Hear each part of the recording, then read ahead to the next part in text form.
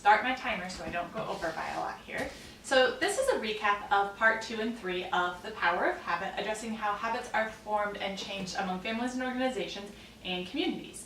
So part 2 addresses family and organizational habit changes. It still applies the golden rule of habit change, that belief itself makes a difference. And once people learn how to believe in something, that skill then spills over into other parts of their lives. And this is what makes that reworked habit loop that we learned about in part 1 into a permanent behavior. So in part 2, the author, Charles Duhigg, addresses a couple of concepts that are applied into organizational and family habits. So he states that habits can start a chain reaction, and that changing other habits has the possibility to then shift habits through an organization for change. The concept of keystone habits is an important concept in this part of the book because it talks about how they can impact how we work, play, eat, live, spend, and communicate with one another. So cultivating or changing those keystone habits can lead to widespread shifts within the family or the organization.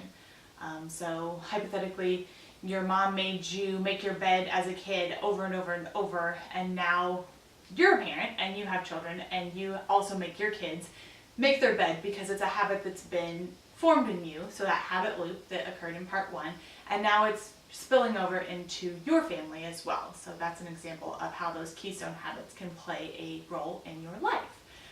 There's additionally the concept of willpower, which is more than just a skill, it's a muscle, and as it gets tired, it becomes worn out. So with willpower, you can exercise that habit. The book gives an example of people having to sit and resist cookies, is how that concept is described. It also talks about routines and unwritten rules and how companies come to operate off of these unwritten rules to reduce uncertainty.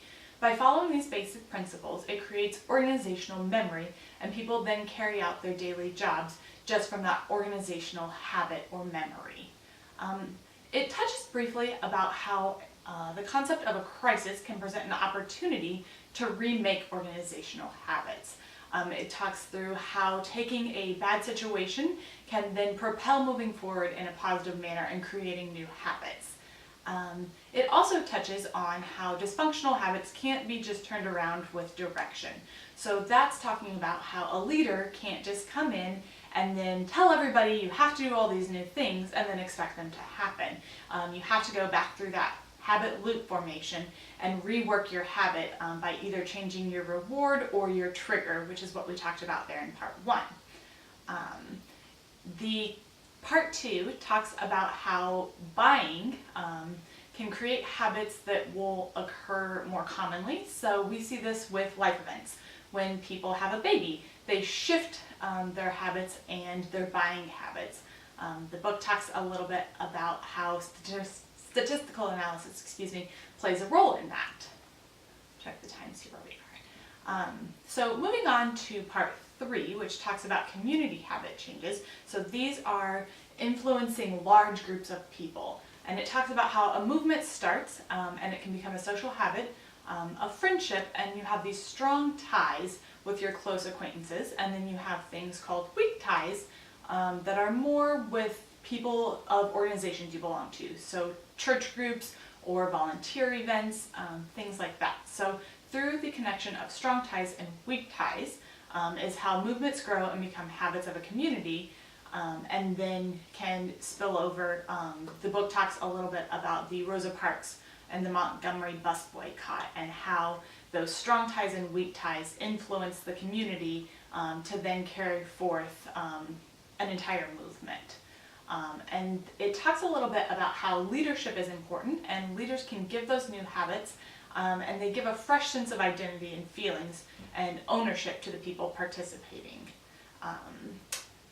It also has a concept of the power of weak ties and how that can become attributed to or liked to social peer pressures. So with those weak ties, you get that peer pressure to do something. So it's kind of like in our daily lives, you're going to go and volunteer for something. Well, all of your close friends are going, and so you kind of get that social obligation to go and do that too.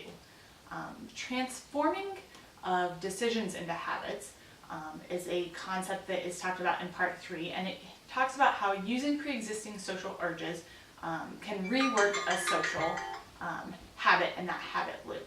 So it talks a little bit about how one of the most important things, how to modify a habit, is to decide you want to change it, and if you're having issues changing it, then redressing that new habit. They talk about taking something new and putting it in old clothes so that it's relatable to individuals. So that component applies when you are looking at a community and trying to project a new habit to the community. So one example of such a habit in my daily life is that I am on the part of the members of the Code Blue team.